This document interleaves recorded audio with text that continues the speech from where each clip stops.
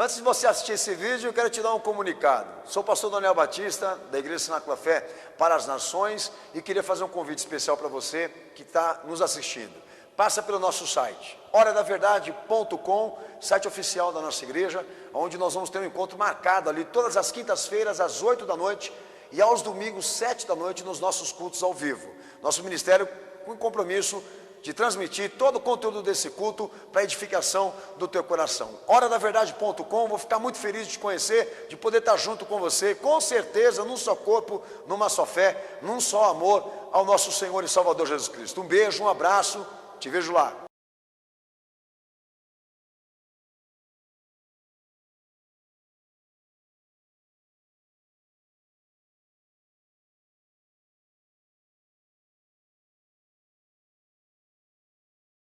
Amém, Jesus. Texto de Mateus 26, verso 26, que Jesus diz o seguinte: então, enquanto comiam, Jesus tomou o pão, abençoando, partiu e deu aos seus discípulos, dizendo: tomai e comei, porque isto é meu corpo. Então ele tomou o cálice e, dando graças, deu aos seus discípulos, dizendo: bebei deles todos. Isto é o meu sangue, o sangue da nova aliança, que é derramado por muitos para a remissão dos pecados.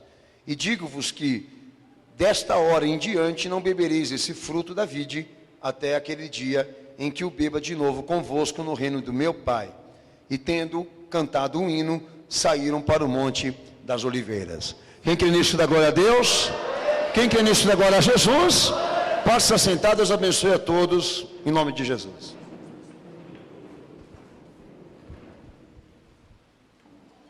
Uma coisa importantíssima que eu queria começar falando hoje aqui, eu não sei se todos os irmãos viram, como sempre, quando chega nessas datas religiosas, essas datas de festividade religiosa, até os meios seculares se interessam em falar sobre isso. E o pastor, eu me deparei com uma matéria da Veja, não sei se foi da Veja, qual foi a revista, falando, na capa estava escrito ressurreição, e falando como que o cristianismo é uma das religiões mais fortes, que mesmo que nós estejamos diante de uma sociedade tão conturbada e perdida religiosamente, ela continua prevalecendo e vencendo. Eu não li muito a matéria, mas já imagino que deva ter sido tratada ali dentro dessa matéria. Mas o pastor, eu quero dizer aos amados irmãos, que quem é lúcido e lê a Bíblia, sabe que nós não temos motivo algum de festejar esse crescimento evangélico que todo mundo aí bate palma.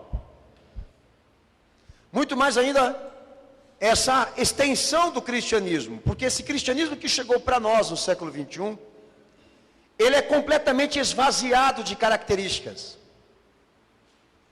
Completamente esvaziado, sem conteúdo cristão legítimo, tá? O que nós temos, na verdade, aí, é um marketing sobre o nome só. Se nós formos fazer um levantamento dos verdadeiros crentes, dos verdadeiros cristãos, aonde eles estão, vocês vão chegar na conclusão que eu tenho chegado pelos meus estudos aqui. É uma minoria. É um pequeno grupo que está tentando sobreviver à modernidade hoje. Nós não temos nenhum motivo para festejar esse crescimento. Porque esse movimento evangélico, como católico, não é nada diferente um do outro, porque se trata visivelmente de um movimento simpatizante com o nome, um puro marketing religioso.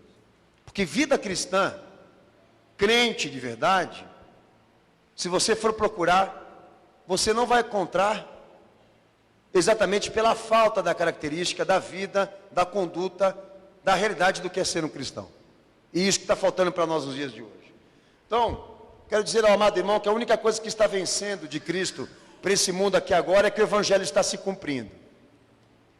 Que nós estamos chegando nos estágios finais desse tempo de salvação. E que Deus vai separar as ovelhas dos bodes, o joio do trigo. Vai separar o que presta e o que não presta. A única coisa que nós temos a festejar é que Jesus está voltando para acabar com essa farra.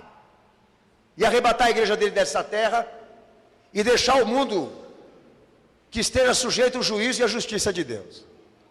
Daí sim, falamos de Bíblia. Daí nós falamos daquilo que é real. E hoje foi, esse final de semana, sexta-feira inclusive, foi um dia onde as pessoas todas, a maioria, principalmente os religiosos, ficaram à mercê de comentários, até discussões acerca da paixão ou da morte e ressurreição de Cristo. Onde vimos templos, instituições se movendo de todos os lados para promoverem um evento, uma confraternização, uma refeição, um banquete, um encontrão, um louvorzão, enfim, para atrair as multidões para a espiritualidade.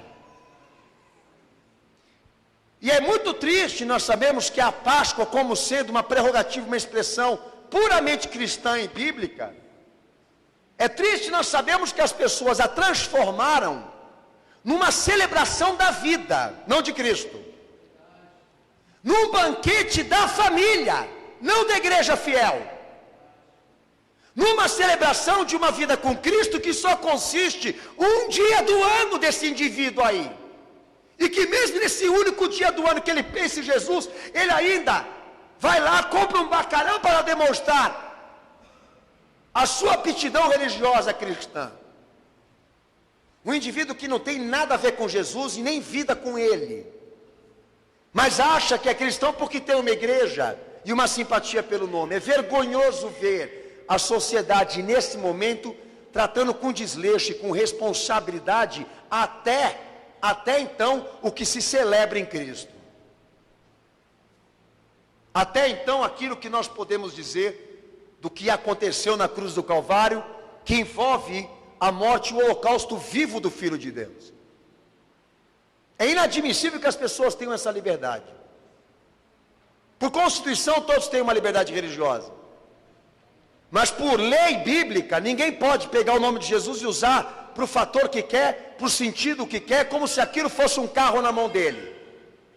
É que nem esses pastores que estão pegando o tempo para usufruto de si mesmo, e acharem que eu, como pastor do outro lado, que estou vendo eles fazer besteira aqui, não tenho o direito de censurar o que eles estão fazendo de errado. Como se agora, nesse exato momento, a Constituição estivesse estendida para cá, privando o meu direito de refletir e até mesmo denunciar o mau uso do nome Jesus. Amigo, amiga, que você que me escuta nessa noite,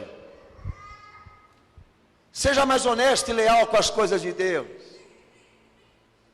E tudo que você for fazer em torno disso, em torno dele, em torno do que ele fez por você, seja legítimo, seja profundo. Não queira tirar de Deus o que é dele, sua identidade, sua natureza, sua vontade, seu caráter, seu sentimento, seu coração. Você não aceitaria fazer isso com você. Não faça com ele. Não torne pessoal o que é bíblico. Muitos aqui que estão nesse culto hoje eu nem conheço, nem sei quem você é, então não tenho nada contra você. Mas se o que eu falei aqui já te serviu, é porque alguma coisa está errada aí, você não acha?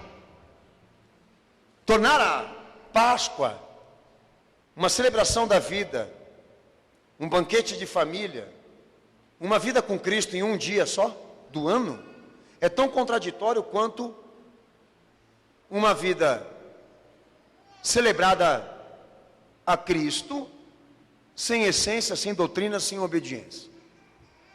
Só porque eles festejam, eles celebram o nome, eles são cristãos? A Bíblia diz que não. Eu quero começar pela questão de Mateus 26, 26, ao verso 30, que todos leram comigo aqui, falando sobre Páscoa, que significa na tradução passagem, ou passar por cima, a palavra Páscoa, e eu quero saber passar, ou então passar por cima do que estamos querendo aqui hoje, não é? E a celebração da Páscoa, instituída, que Jesus pregou, ela se transforma em ceia messiânica, porque cumpre as predições e as pré-figuras do Antigo Testamento. Ou seja, Jesus, quando ele foi conhecido pelos homens, ele transformou a Páscoa num dia onde todos iriam celebrar sobre ele, o que ele viveu, o que ele cumpriu, o que ele executou. A Páscoa pelo Novo Testamento, pela aliança da renovação, ela é puramente messiânica em Jesus, pois ele cumpre todos os quesitos e requisitos que foram determinados na história dos profetas, para nos dar a salvação, para nos dar uma chance de redenção. Então a Santa Ceia, ela tem um acontecimento. A Páscoa, a celebração, melhor dizendo, tem um acontecimento firmado para todos nós. Uma ordenança, uma narrativa, um ponto de vista literal, uma natureza, um acontecimento padrão, para nós chegarmos lá e exatamente dizermos: olha, a Páscoa não pode ser usada para nenhum fim, senão este, olharmos lá para a cruz e entendermos o que Deus quer de nós, pela morte e pela ressurreição do seu Filho. Quem já pensou nisso aqui? Levanta a mão.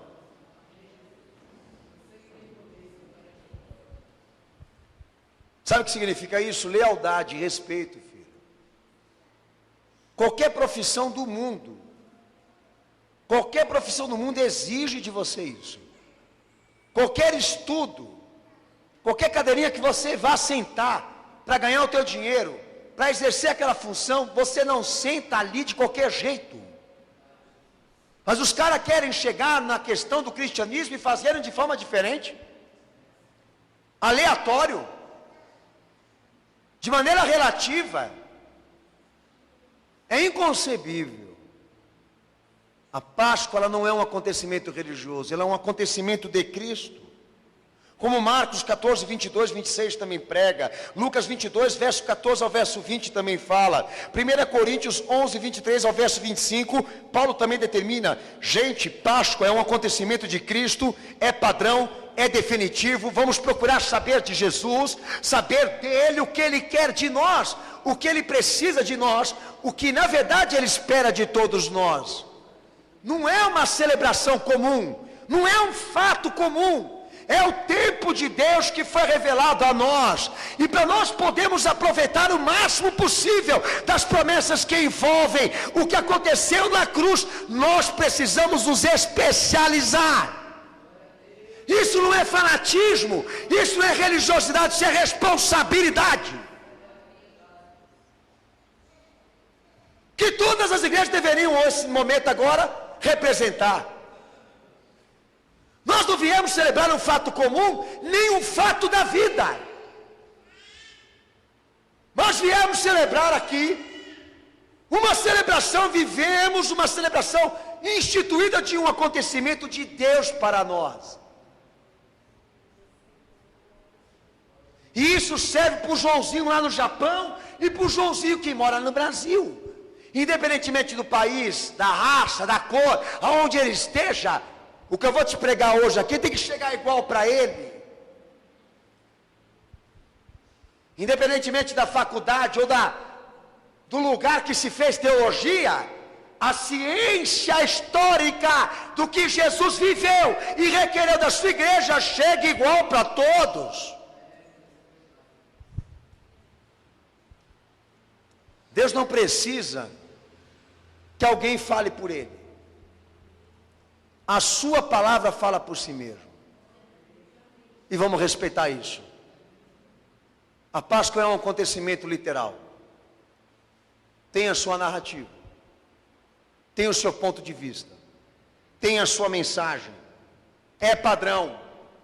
Então que se dane os católicos e os restantes dos mal amados por Deus, porque eu vou meter o pau na barraca dessa idolatria, dessa safadeza religiosa, para dizer para esse povo aqui nessa igreja hoje, que Jesus só quer uma coisa deste mundo: que todos olhem para Ele e entendam porque Ele veio aqui.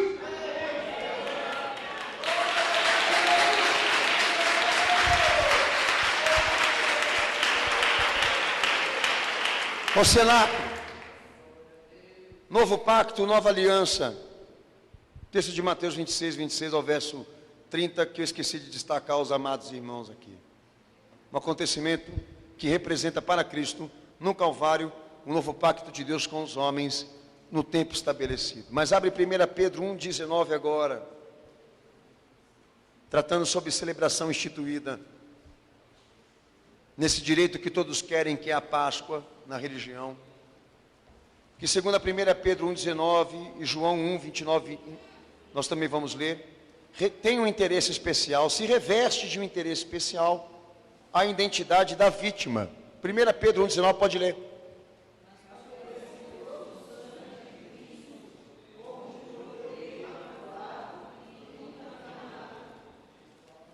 Amém. Todos identificaram bem o que leram aí? Amém. De quem Pedro está falando? Do Cordeiro de Deus. Fala, Cordeiro de Deus. Que se fez Jesus, do Filho de Deus que se fez Jesus, daquele que foi imolado como se fosse um cordeiro. Abra João 1, verso 29 e verso 36, leiam para mim bem alto, por favor. João 1, 29 e verso 36 também, leiam para mim, por favor.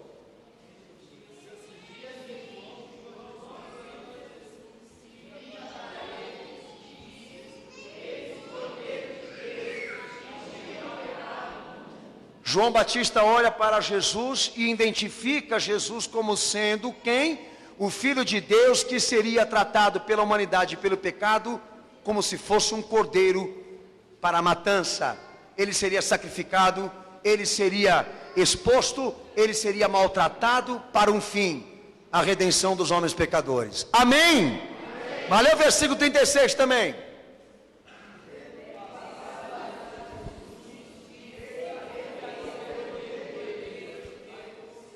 Amém, Jesus? Amém.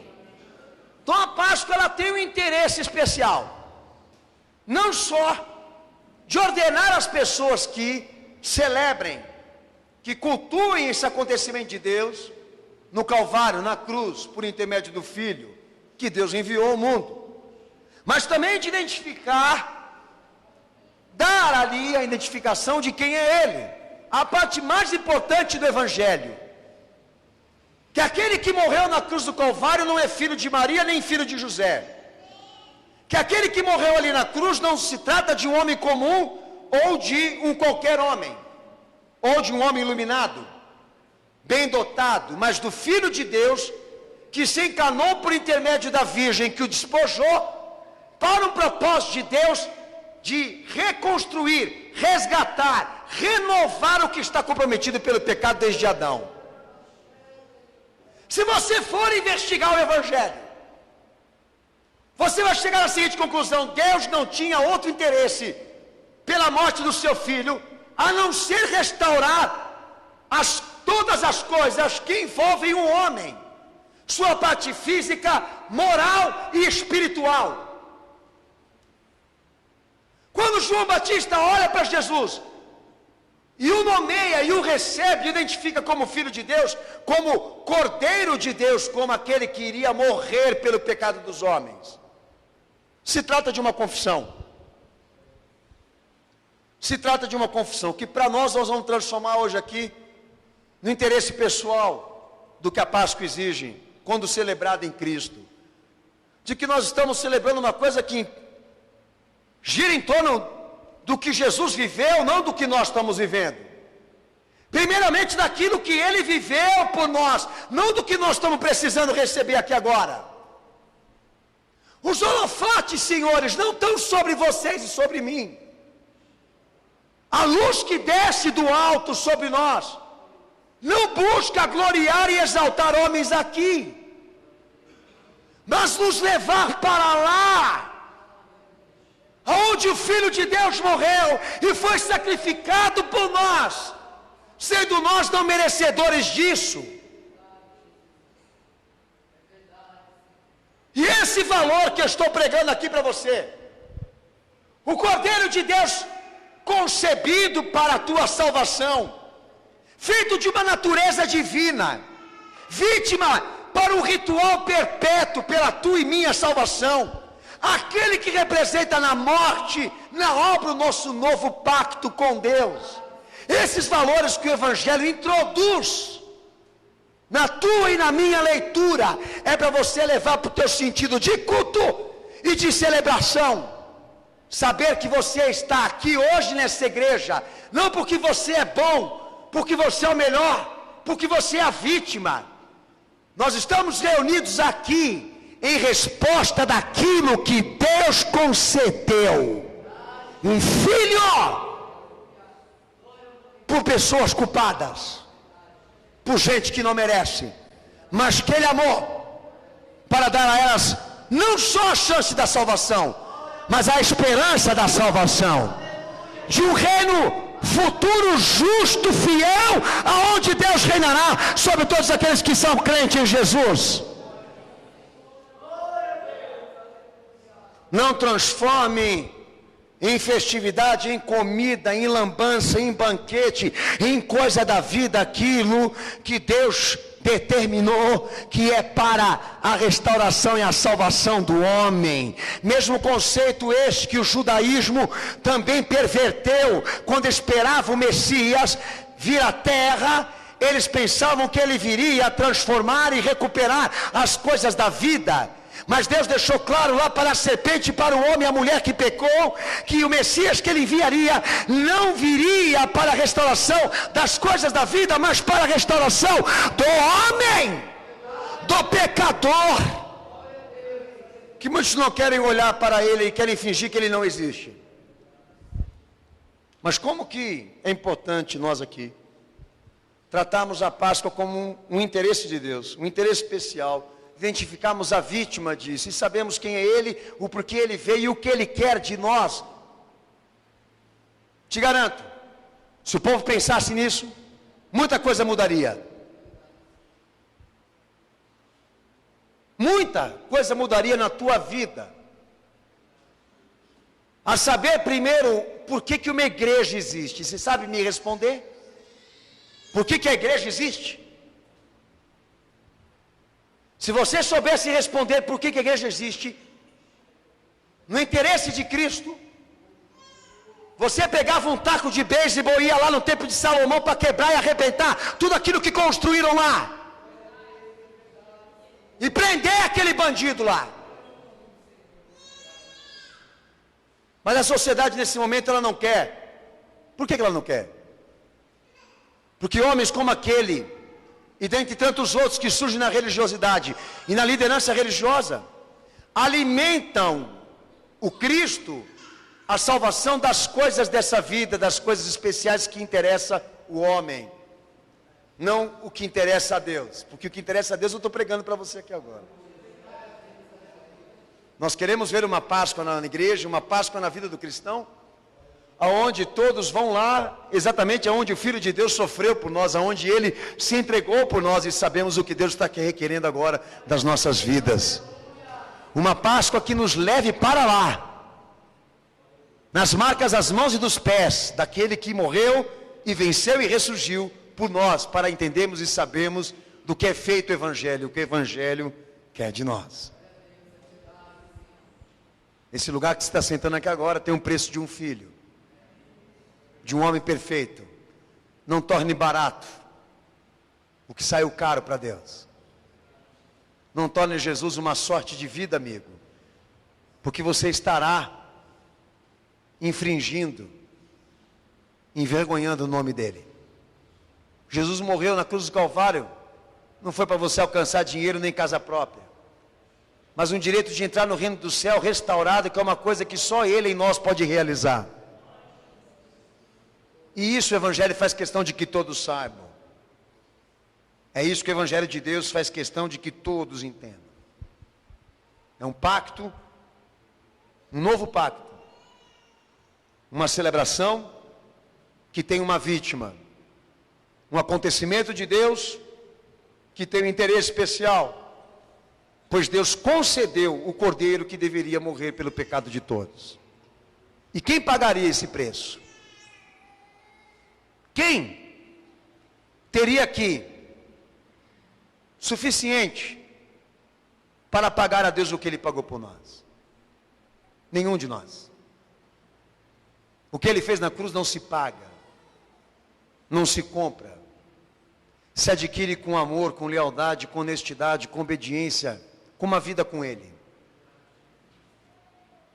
e não com um simples banquete, uma mera reunião familiar. Ele não precisa de simpatizantes, ele precisa de crentes. Ele não precisa de público para ser quem ele é, mas precisa de discípulo fiel. Amém.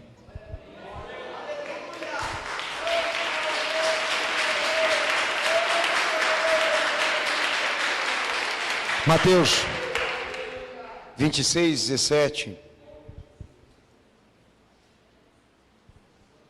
Leia o primeiro versículo para mim, por favor. Ainda na celebração. Pode ler bem alto. Mateus 26, 17. Pode ler.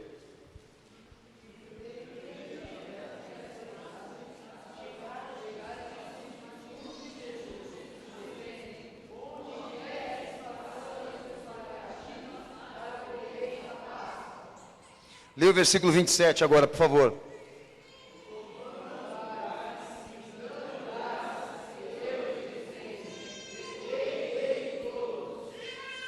Amém? Quem entendeu aí o que você leu, levanta a mão aí, cenáculo. Deixa eu ver.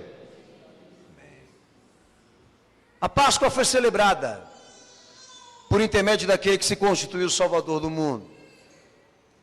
Mas celebrada entre a família, celebrada publicamente. Como é que foi isso?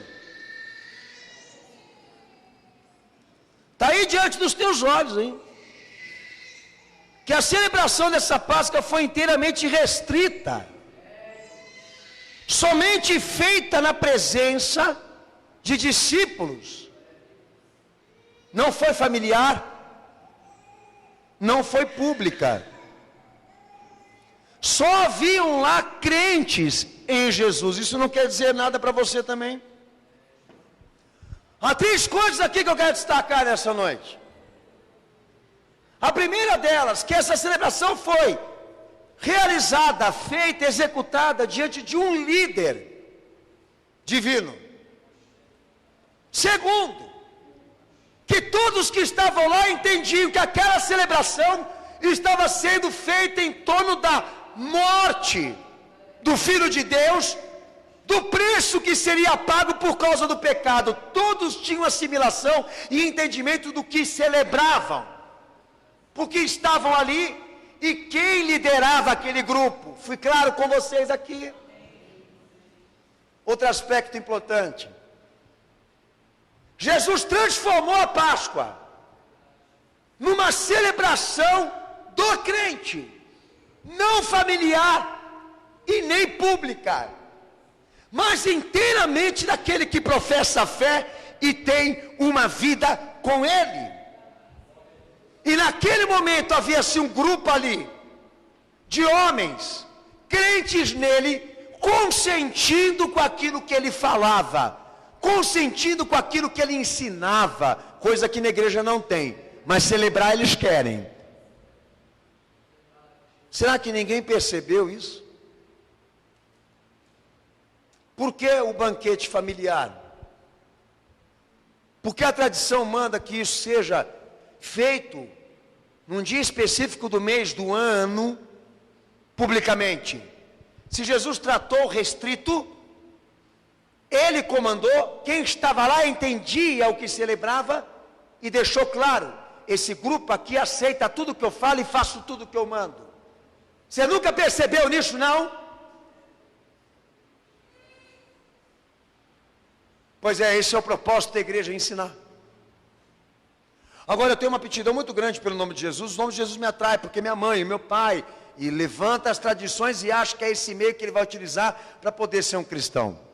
O meio que nós devemos usar para sermos dele ou sermos cristãos são esses aqui. Temos algo dele que nos atraia, algo dele que nós também temos: a comunhão, a presença, a obediência, a convivência diária com esse Cristo que nós professamos aqui, que estamos falando em torno dele aqui. Por que Jesus não chamou o restante dos públicos que corriam atrás dele, a massa que vivia atrás dele? Porque de tudo que ele fez, de tudo que ele realizou, só haviam 12 homens capazes de entender o que ele era E o que ele faria, o que eles tinham que celebrar? Você acha isso esquisito? Eu não. Acho isso realista. Porque do meio de toda essa massa que grita o nome dele, é uma minoria que entende ele e compreende o que ele fala. E um ainda ia trair ele. Quero chamar a tua atenção hoje aqui. A celebração com Cristo não é insana, irmãos. Não é feita de forma separada daquilo que Ele instruiu, de forma separada daquilo que Ele exigiu de nós. Se a Páscoa ela tem um acontecimento firmado e padrão, um sentimento especial, um interesse especial, foi feito entre pessoas especiais, de maneira restrita, tem que chamar a atenção dessa igreja aqui, para aquilo que nós estamos vivendo hoje. Porque o conceito genérico, pluralista, não entra aqui. Vamos respeitar aquele, vamos respeitar aquela. Isso aqui não entra. Porque a igreja e o cristão têm uma natureza importante. E nós precisamos utilizá-la para se avaliar. E perguntarmos exatamente o seguinte: o que nós somos diante disso tudo hoje? Somos feitos do quê? O que está dentro de nós que nos faria cristãos? Ou de Jesus estar em nós? É uma coisa tão fácil assim? Tão espontânea? Tão imediata? Não. Há mais engano do que realidade. E eu alerto aqui hoje, nessa noite, que muitos estão vivendo o lapso, a decadência do que eu estou pregando aqui hoje.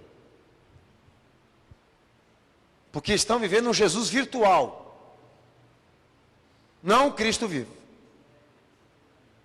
O virtual que foi feito debaixo de interesses próprios, de paixões mesquinhas e de um coração duro. Porque o realista, o verdadeiro, aquele que vive, nunca, jamais ele aceitaria convidar um aqui, desordenado, para participar disso que eu estou falando aqui. E até mesmo aquele que traiu, foi identificado lá, e depois disso morreu. Se você quiser ter esse rumo, fica à vontade. Ele leva a sério a celebração. Ele leva a sério essa palavra chamada Páscoa. E ela não pode ser um brinquedo na mão dos homens, como está sendo tratado nesse momento agora. A igreja abra o texto de Mateus 20, 22. E eu entro na questão da refeição, que também está presente ali com ele em Mateus 26, 26. Mateus 20, versículo 22. Pode ler, cenáculo.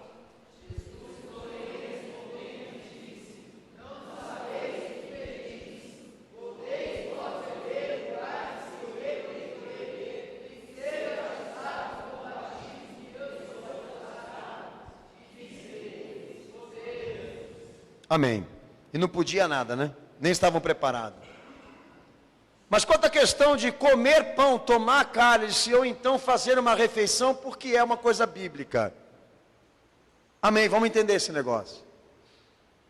Mas está óbvio aí para você que as palavras e as ações de Jesus anunciam o verdadeiro significado disso. Comer pão, tomar o cálice. Qual o significado disso? Ou então fazer uma refeição lá na sua casa. Não importa. Por intermédio dessas ações, desses ensinamentos, Jesus define qual a função deste elemento, pão, cálice, e ele interpreta essa significação para nós. Eu não preciso ficar mastigando ou perguntar para o pastor ou perguntar para algum líder qual o significado do pão e do cálice numa santa ceia, onde se celebra a ceia do Senhor, o que vocês chamaram de Páscoa esse final de semana. A interpretação é dele.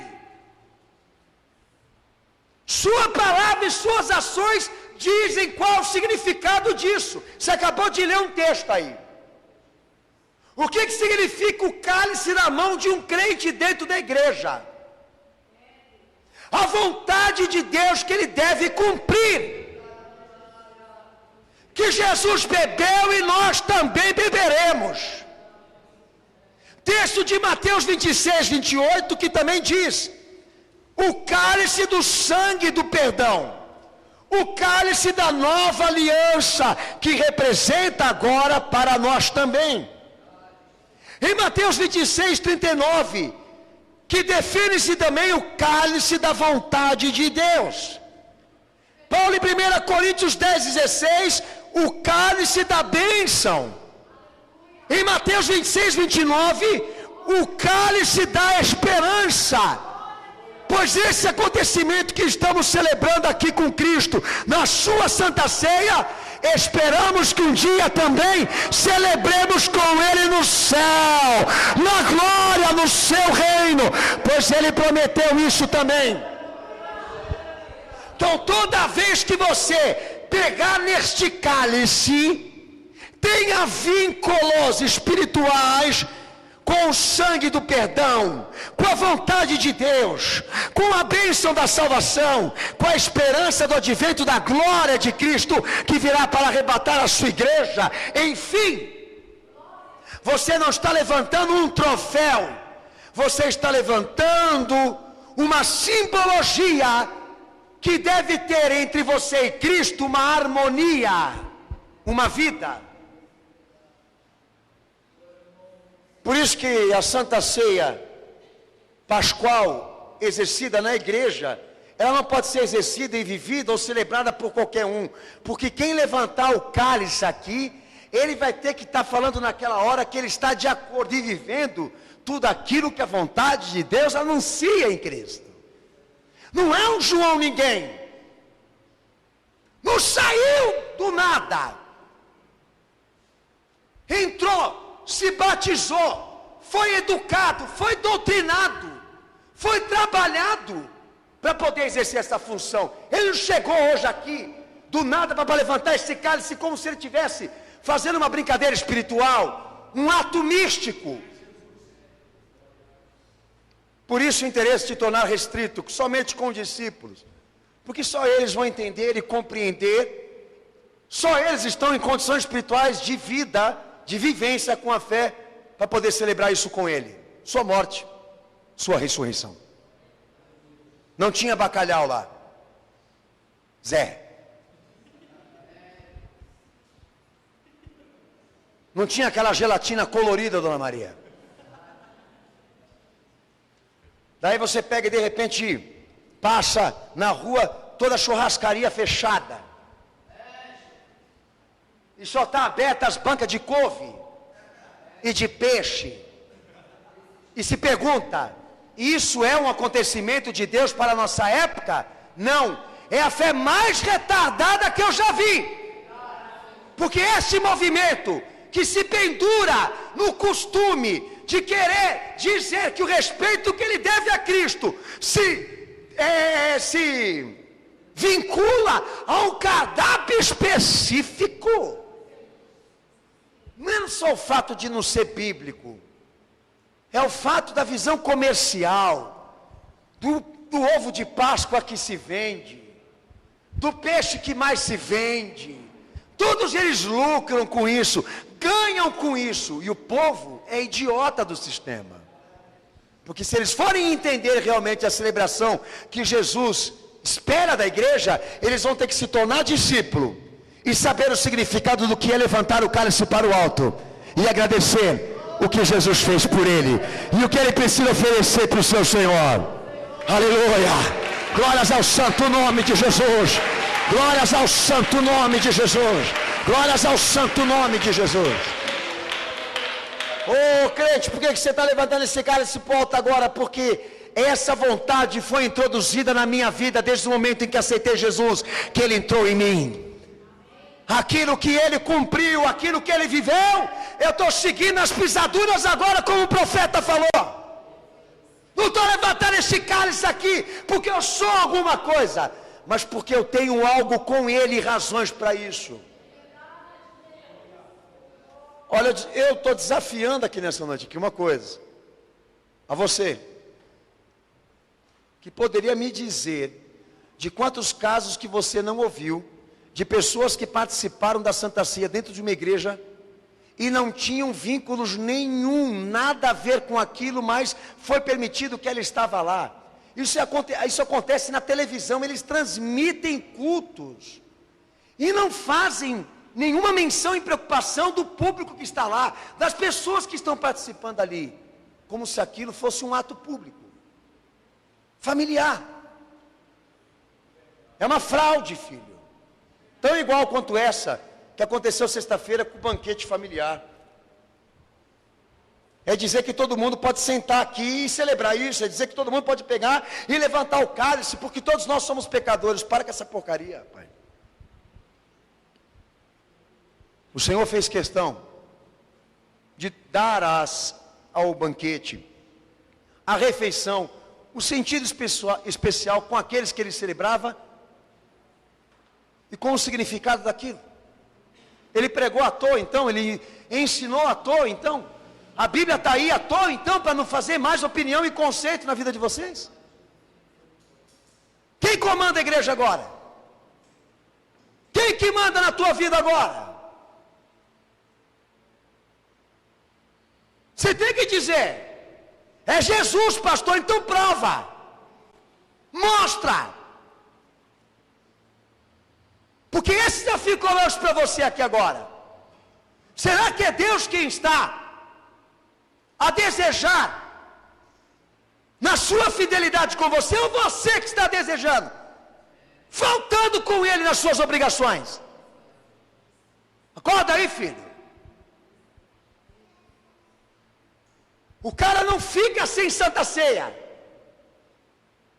Ele não fica sem uma, porque se ele ficar, ele fica doente.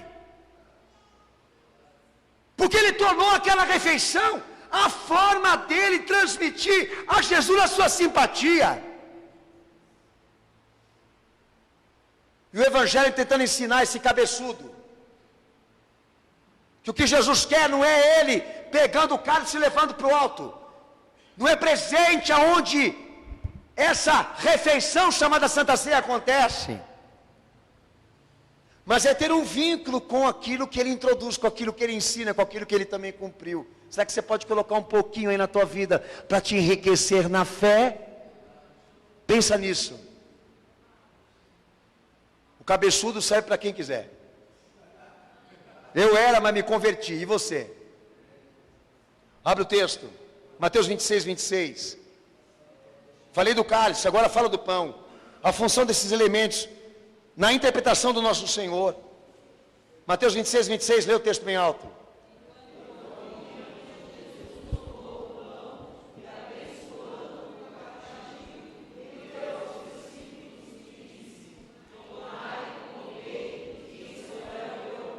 Amém, Jesus. Olha, rapaz, é uma coisa tão polêmica que eu vou levantar aqui agora. A substancialização.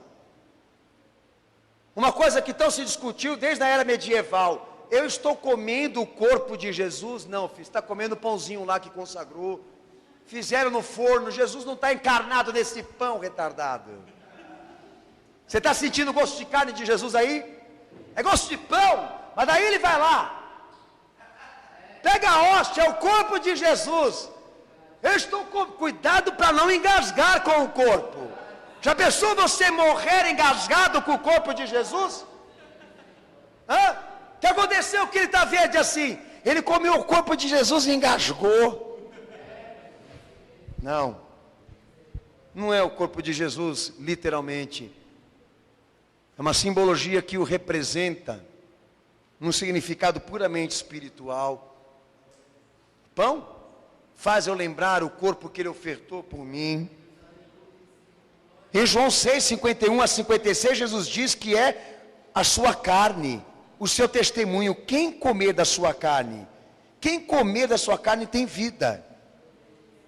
Quem testifica diz amém. Amém. João 6,35 determina que o pão também não só significa o testemunho de Jesus, que nós temos que nos alimentar disso, incorporar isso, como também a palavra da vida. Em João 6,31 também se define que é o verdadeiro pão que desceu do céu, a verdadeira revelação, a verdadeira vontade de Deus para nós. Todo aquele que ouve as palavras de Jesus e obedece, ele está bem alimentado por isso. Quem testifica diz amém. Eu não fico sem comer do pão. De qual pão você está falando aqui? Do material ou do espiritual? Porque o material todo mundo pode comer aqui. Mas do espiritual, você só come se você tiver fé e comunhão para isso. Quando uma pessoa levanta o pão para o alto, e não o bacalhau, tá? O pão, ela está levantando na sua celebração para afirmar com Deus o seguinte: eu entreguei a minha vida para Jesus, e desde o dia em que eu entreguei a vida para Ele, Ele manda em mim o seu testemunho, a sua palavra, a sua vontade, a sua verdade. Ele vive em mim e eu vivo nele. Por intermédio disso, comunhão na palavra. Quando ele pregou em João 6 que todos seus discípulos deveriam viver pelo que ele é e pelo que ele fala, muitos abandonaram ele e largaram ele naquele dia. Quem lembra disso, levanta a mão, diz amém. Ele lembra porque ele lê a Bíblia, não porque ele estava lá, tá? Mas um monte foi embora, comer bacalhau. E só ficaram 12 ali. E Jesus ainda olhou para eles e disse: vocês também não querem ir? Daí Pedro falou: não, Senhor, para onde nós iremos? Se só o Senhor nos prega a palavra da vida eterna. Rapaz, o que você está fazendo hoje aqui, participando dessa refeição? O que você está celebrando aí nessa refeição? Por que pão e cálice aí nessa mesa? Qual o significado disso? Qual a representação disso? A igreja tem que saber. Nós precisamos saber. Porque são simbologias que estão introduzidas por intermédio de ensinamentos, de influências, de formas, de adaptações, de transformações na nossa vida, que Jesus operou. E quando você vem ceiar, você vem para finalizar aquele mês, fechar aquele mês, dizendo para o Senhor, na igreja que você congrega, agora eu entro na questão da igreja, aonde se ministra isso: Senhor, este mês, o Senhor apareceu mais do que eu mesmo. Agora chegar aqui, participar, ir embora para casa, como você fez, ou como os teus parentes fizeram, com esse banquete religioso agora sexta-feira, é tão hipócrita, é tão contraditório, como a igreja que pega a Santa Ceia, convida todo mundo para participar, pessoas sem vínculo nenhum, para simplesmente fazer uma refeição com Deus, abençoado, e sair daqui com as maldições quebradas. E era para o discípulo, e não para o mero frequentador. Paulo, ele diz aí em 1 Coríntios 1:21, e aponta lá um problema na igreja de Corinto, de pessoas que se reuniam para matar a fome nesse dia. E ele chegou lá para os irmãos e falou: vocês estão transformando o pãozinho, o cálice, num banquete, hein? E o povo está indo aí para celebrar a Santa Ceia do Senhor e a Páscoa do Senhor, para alimentar a fome. A igreja pode ler esse textinho aí só? 1 Coríntios 11:21, lê. Comilão. Tudo para ele termina em comida, não adianta, filho. Tudo para ele termina em comida. Por que ele gosta tanto do Natal? Só espera aí. Você sabe por que ele não ficaria sem Natal? Porque ele não ficaria sem a refeição, sem o presente. A gente fala para ele: rapaz, Natal não tem nada a ver com cristianismo. Até o cara que não é cristão, que não tem nada a ver com igreja, pela história ele pode te dizer isso. É uma romanização descarada. Ele fala: não, que blasfêmia. O Natal se celebra o nascimento. Deus nasceu. Deus tem uma data de nascimento. Deus nasceu lá na manjedoura da tua idiotice. A celebração é essa daqui, não é aquela lá. Essa ele te pediu, não aquela lá. Mas ele não larga do osso, ele não larga do pernil, filho. Ele não larga daí. Parece que dá transe nele. Só de imaginar que um ano, logo em dezembro, ele não vai ver a mesa arrumadinha, com aqueles pratinhos brancos que a vovó só pega naquela data.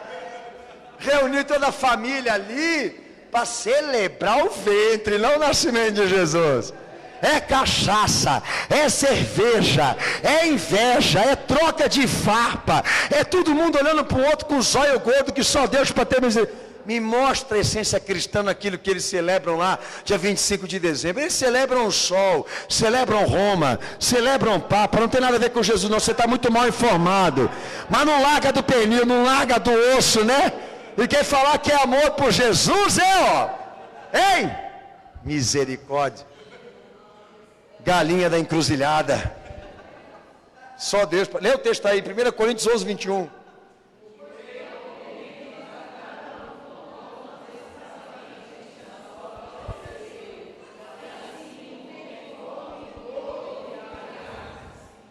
Amém? Estão convencidos? Já pensou? Nós estamos com um problema aqui dentro da igreja. Qual, pastor? Nós estamos com um problema aqui. O povo não está pedindo um pedacinho de pão. Eles querem uma bisnaga agora. Entendeu? Daí passa a bisnaga e o cara ainda pega, arranca do bolso um troço de manteiga, abre o pão e ainda passa a manteiga ainda. Não duvido se ele não vai pedir um pastor para colocar na chapa. Pastor, dá licença, o senhor não pode pôr na chapa, por favor, né?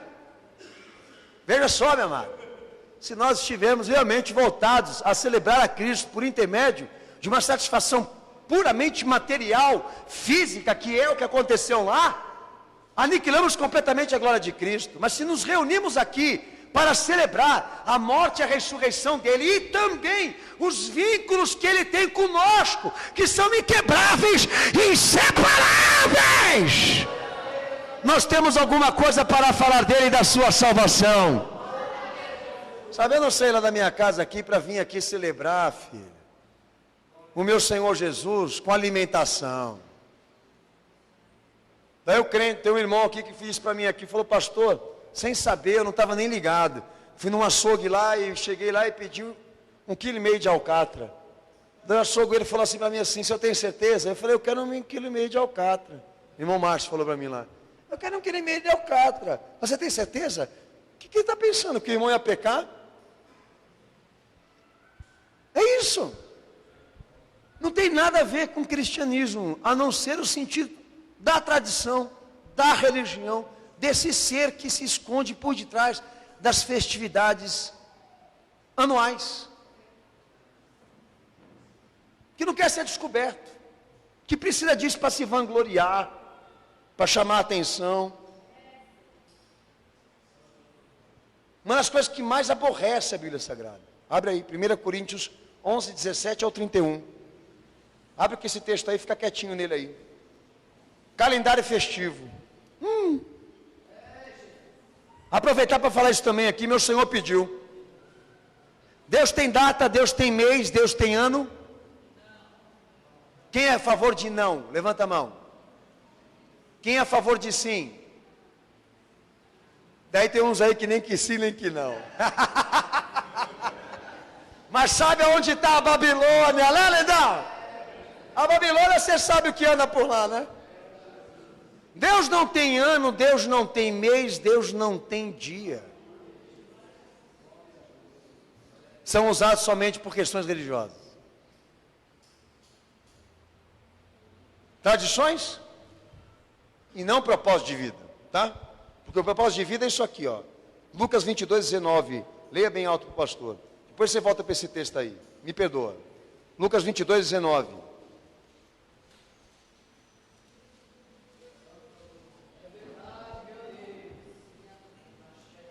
Essa memória que eu vou pregar aqui agora aqui, ninguém precisa de fósforo para poder alimentar ela, nem de vitamina, só de sentido de vida. Lê o texto bem alto.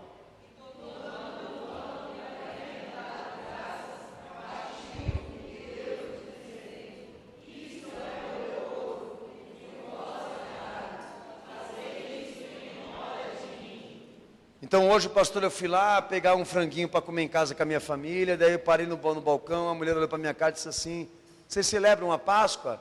Eu já sabendo que ela estava querendo me estigar, eu disse assim: sim, mas não como vocês.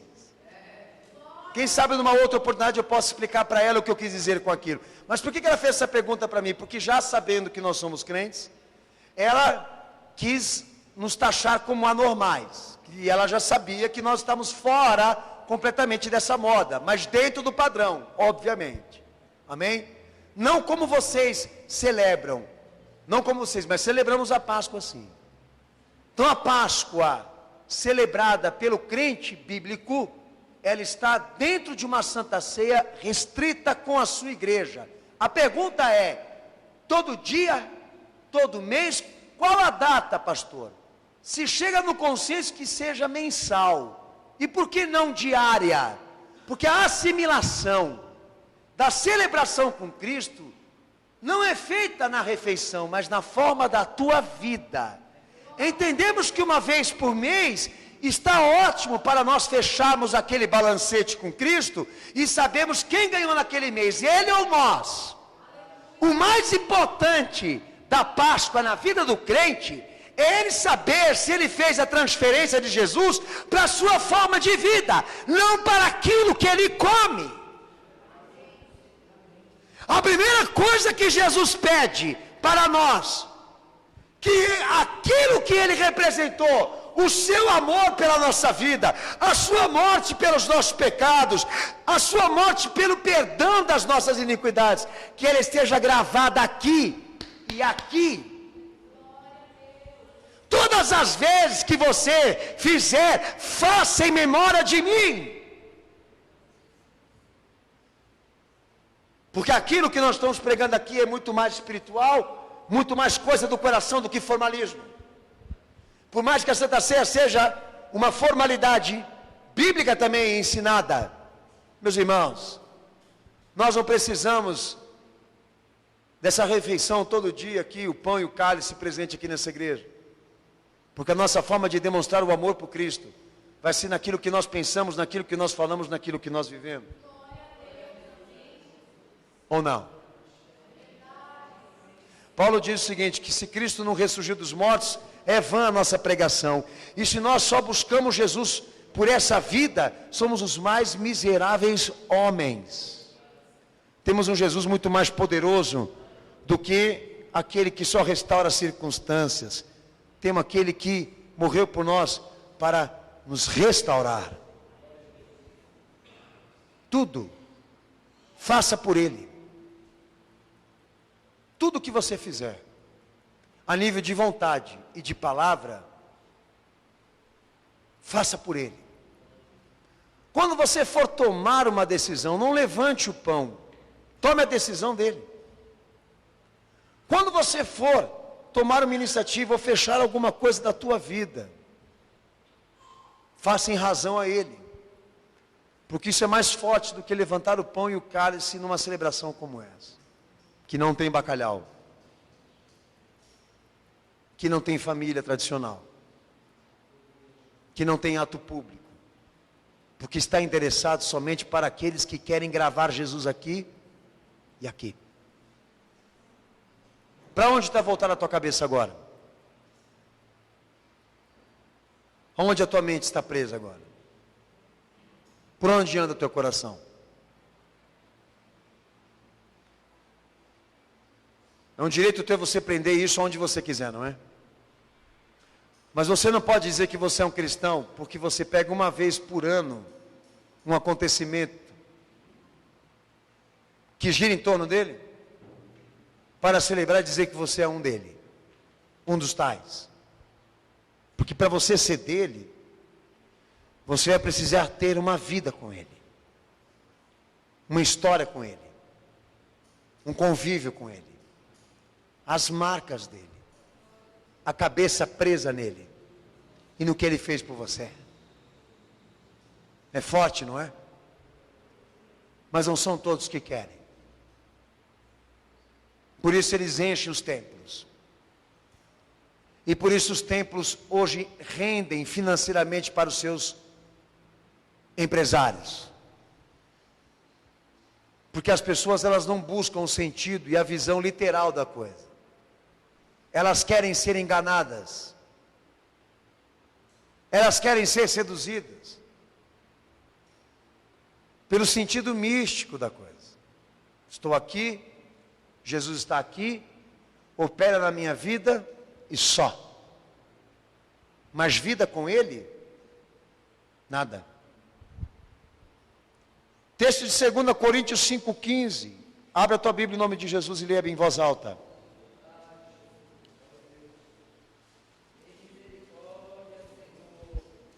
Pode ler.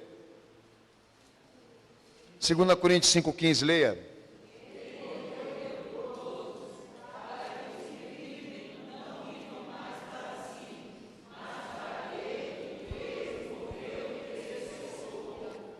Como segue também em 2 Coríntios 4,10, Colossenses 1,22. A Páscoa não tem calendário festivo, mas tem memória. Não tem calendário festivo, mas tem vocação. Qual a vocação? De todo aquele que celebra a Páscoa de Cristo, de que a morte de Cristo seja transferida para o corpo do pecado. Quem está apto para celebrar Jesus e a sua Páscoa? Aqueles que podem dizer, morri para mim mesmo e para o pecado, e agora vivo para Cristo. Não é uma questão de santidade, muito mais do que santidade, de renúncia. Não é só uma questão de estarmos aqui para celebrá-lo em uma vida moral adaptada, não. Mas de momentos também que eu precisei negar a mim mesmo para que Ele prevalecesse em mim. Então, ao invés de você se preocupar com a refeição, com a alimentação, com a ordem das coisas que vão acontecer ali, como muitos pastores fazem essa preocupação. Como o espetáculo vai acontecer para o público ser comovido? Vamos perguntar aqui dentro, só hoje aqui dentro, dos batizados aqui. Quem conseguiu levantar uma vida com Cristo, cujo sentido esteja preso naquilo que Ele fez? Cujo sentido da vida esteja voltada para fazer Ele viver mais do que você. E te garanto que poucos são aqueles que vão poder afirmar isso aqui. É aí onde está o caos e a decadência do cristianismo atual.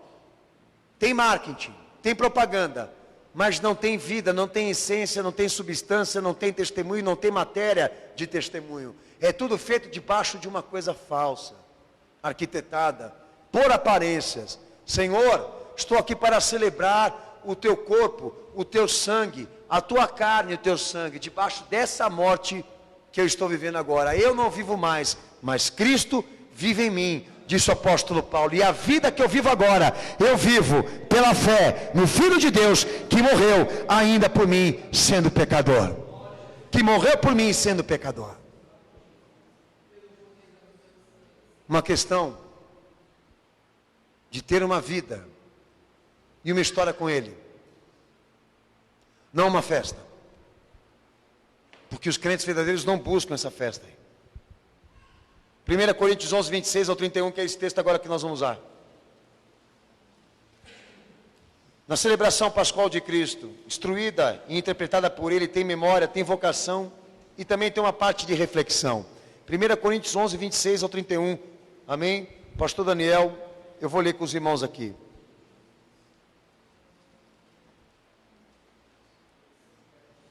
Pode começar a ler.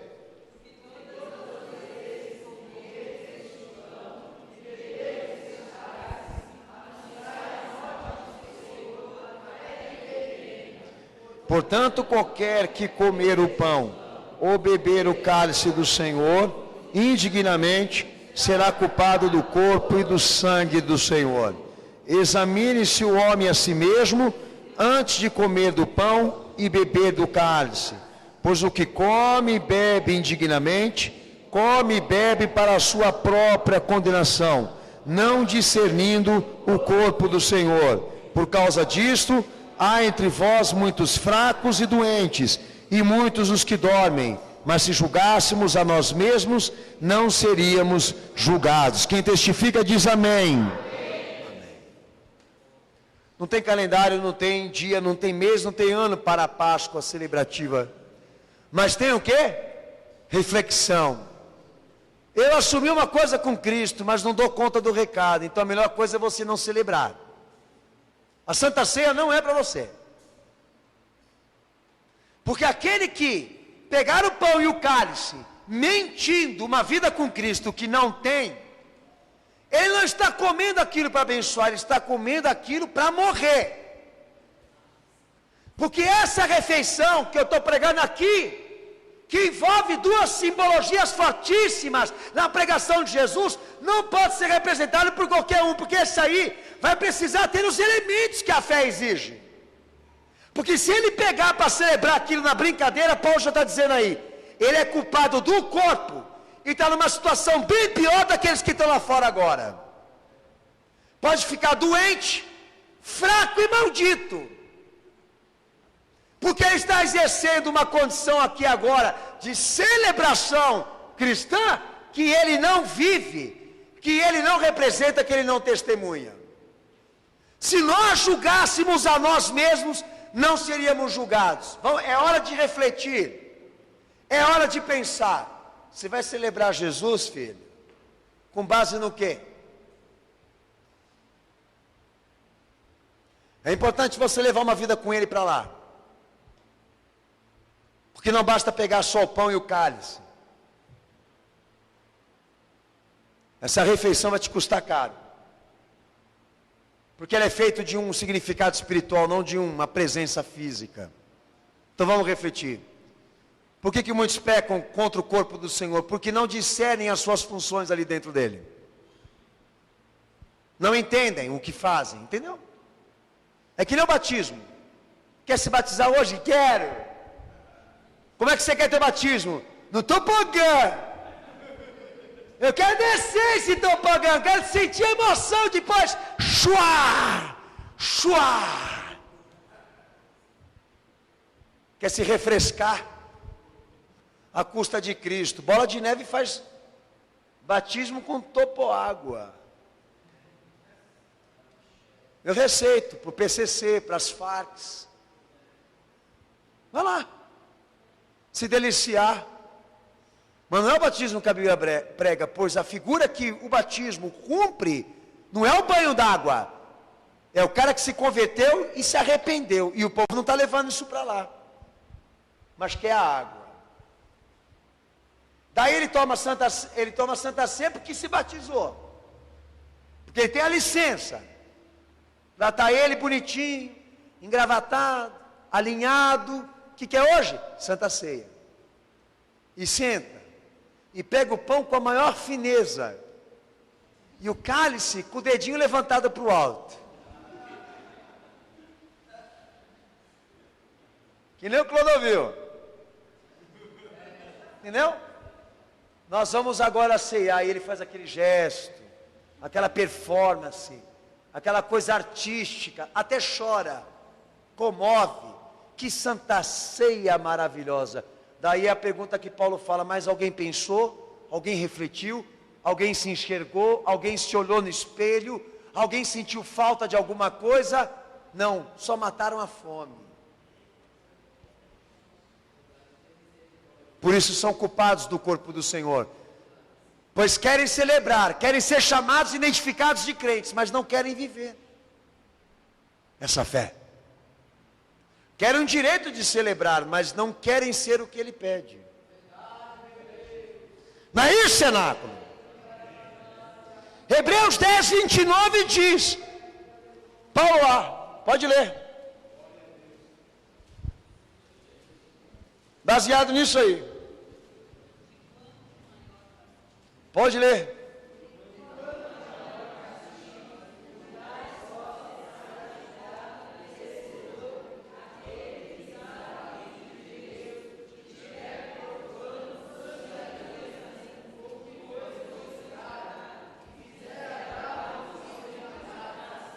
Amém? Ultrajar o Espírito da graça, profanar, pisar, humilhar, desgraçar com o sangue da nova aliança. Ô pastor, pelo amor de Deus, eu nunca imaginei que eu ia fazer uma coisa dessa, mas pode estar fazendo sem saber. O sangue da aliança e da nova aliança foi derramado para um objetivo: te purificar, te redimir e te restaurar dos teus pecados. Você vive isso? Se não vive, você cumpre esse texto aí. E esse texto está alertando o quê? De uma responsabilidade que nós exercemos aqui sem vida, sem obediência. É aquela coisa, me dá licença para dirigir e não sei dirigir. Comprou a carteira de habilitação, sabe andar de jegue, mas não sabe dirigir carro, mas quer habilitação. É a mesma coisa, eu quero sentir o gosto do pão e do sangue, do cálice, do vinho, quero saber se tem cachaça no vinho, quero saber o gosto disso. Essas coisas todas que despertam curiosidade. Mas ele está exercendo uma responsabilidade ali, da qual vai desgraçar ele com Deus, porque Deus vai exigir dele e vai cobrar dele. Não celebre o Jesus que você não vive.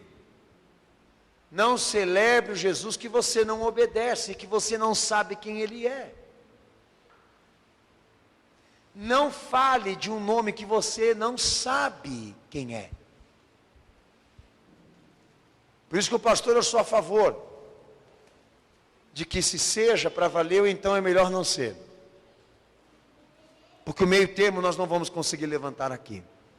E o que eu vejo hoje, a sociedade vivendo, a nível de cristianismo, o que eu vejo as pessoas hoje querendo representar sobre essa prerrogativa chamada Jesus, é aquilo que no início dessa pregação aqui eu já falei. Se trata de um banquete para alimentar a sua fome, se trata de uma celebração de uma vida próspera que ela quer ter, se trata de uma vida que se resume em um dia por ano. Não, um ano. É isso que nós queremos para nós? O que a Bíblia deixa claro e deseja aqui? Destruição e vingança para aqueles que profanam e são culpados disso. É isso que você quer para você? Tenho certeza que não. Então se alinha. Para de buscar a igreja por propósitos pessoais. Para de buscar o nome de Jesus por interesses próprios. Para de ficar se escondendo atrás dessa marca chamada evangélico, filho. Que é um segmento no cristianismo que alimenta a mística de um povo puramente espírita, supersticioso. Para de ficar procurando pastor e igreja para ser defensor dos teus ideais. E começa a ter uma vida com Jesus de verdade. Saiba viver nessa vida aqui de uma forma que você possa gratificá-lo, recompensá-lo pelo que ele fez por você, dando a ele a vida que ele merece, o homem que ele merece, a mulher que ele pediu que você fosse. Porque o pão e o cálice, para quem busca a sorte e mudança de circunstâncias com a vida, só vai servir de maldição e destruição quando Deus for julgar. Porque não foi para essa finalidade que o filho dele foi derramado na cruz, para que a sua celebração se tornasse esse espetáculo que as pessoas estão querendo representar agora, vindo a louvores e honras e glórias e exaltação ao nome de Jesus. Então saiba como fazer e como operar isso, pois ele deu as ferramentas próprias para isso, para se levantar uma igreja para ele dentro da tua alma, e ela não é feita de superstições nem de mística, mas de prática de vida e obediência, que é o sacrifício que ele espera de todos aqui nessa noite.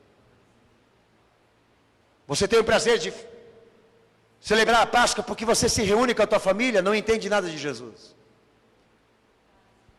Porque o interesse daqueles que celebram Cristo na Páscoa, na Santa Ceia, é entender que a família dele agora é a igreja, são os salvos, não são os pais ou a família biológica dele.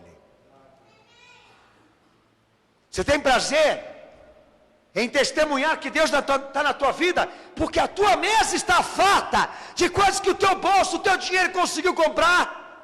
Delira, não sabe nada de Jesus. Porque quando nos reunimos para celebrar a Cristo em ceia, nós nos gloriamos naquilo que Ele operou em nossa vida, nas riquezas espirituais que nós adquirimos do alto do céu, do seu trono, quando nós o buscamos. No pão vivo que desce do céu e alimenta a nossa alma, do Espírito que opera no nosso coração, não no dinheiro e não no bolso farto. Se você realmente quer ter uma celebração, uma vida de celebração com Cristo, você precisa entender que aqueles que celebram Jesus, celebram como se hoje fosse o último dia, o dia que Ele vai voltar para arrebatar a sua igreja. Parece que a igreja escuta o seu Senhor dizer novamente aquelas palavras, que nós vamos beber dessa vide com Ele quando Ele vier para buscar a sua igreja. Beberemos com Ele no céu quando Ele vier buscar a sua igreja. Uma celebração que tem esperança, e a esperança que nos dá um Jesus ressurreto e glorioso para nos levar para o seu reino e para a sua glória. Toda vez que nós celebramos como se Ele viesse hoje. E nessa celebração, nós não pedimos mais um dia de vida, pedimos que Ele venha logo. As coisas precisam mudar aqui. Você precisa ver e rever os teus conceitos de fé. Eu te preguei hoje aqui sobre celebração da Páscoa, porque eu não posso deixar passar batido o que estão fazendo com o Evangelho e o que estão fazendo com o nome do meu Senhor. Se você é de alguma igreja, se você vem de algum pastor, se você é batizado, não me interessa. Me interessa se você está enquadrado naquilo que eu preguei aqui hoje. E quem não estiver, vai vir para esse altar aqui nessa noite para consertar sua vida com Cristo, para consertar sua vida com Deus, a fim de que Ele não te destrua quando Ele vier julgar. O apelo que eu faço para você, vem logo! Vem logo! Não pensa, vem hoje! Porque se Deus te chamar hoje assim, do jeito que você está, você vai sem salvação e sem esperança. Porque o meu Deus, essa Bíblia, não trata o céu como uma coisa pública, nem do homem. Lá só entra quem Ele quer. Quem Ele preparou aqui. Essa é a tua experiência hoje aqui nessa igreja. Esse altar está aqui para você chorar, para você se humilhar, admitir, se consertar e reconhecer as falhas que você vem cometendo no cristianismo que você representa e que você exerce. Porque 99% das pessoas que estão aqui são batizadas e têm uma igreja, eu te garanto isso. E eu sabia disso. Mas estão usando de maneira errada.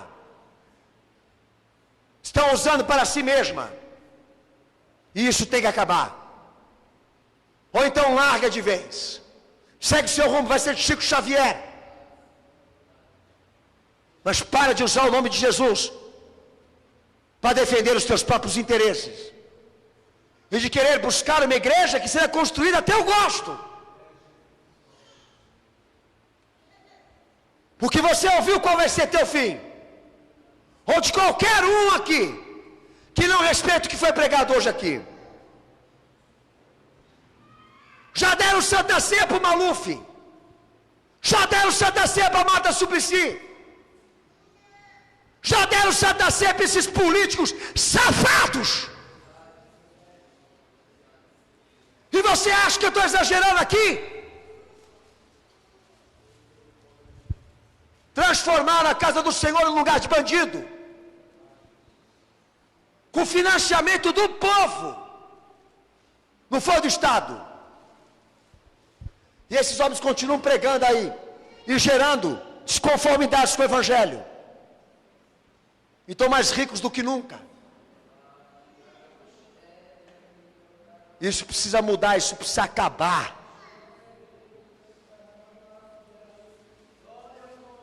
Se alguém tiver dúvida do que eu estou falando aqui, me procura que eu tenho a matéria para te provar.